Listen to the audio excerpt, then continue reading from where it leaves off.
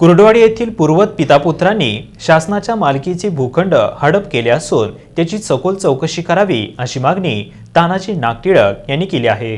कुर्डुवाडी येथील भारत पूर्वत आणि विशाल पूर्वत यांनी संगनमताने शासनाच्या मालकीच्या विविध ठिकाणच्या 5 जागा बेकायदेशीररित्या खरेदी केला असून या प्रकरणाची चौकशी करावी अशी मागणी कुर्डुवाडी कुंदनशहा नगरात राहणारे तानाजी नागटिळक यांनी माढा दुय्यम निबंधकांकडे केली आहे। याबाबत तानाजी नागटिळक यांनी पत्रकार परिषद घेऊन बेकायदेशीररित्या खरेदी केलेल्या या जागा तात्काळ सर्वे करून जिल्हाधिकाऱ्यांनी त्या ताब्यात घ्याव्या अशी मागणीही तानाजी नागटिळक यांनी पत्रकार परिषदेत केली आहे।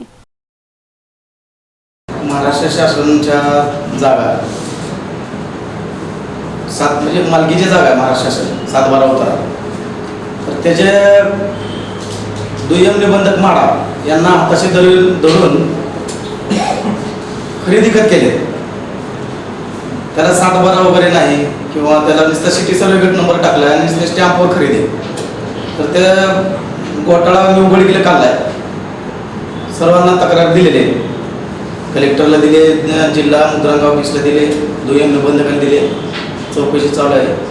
तर हा भूखंड घोटाळा तुमच्या मार्फत उघडकीला यावा यासाठी मी पत्रकार परिषद घेतली।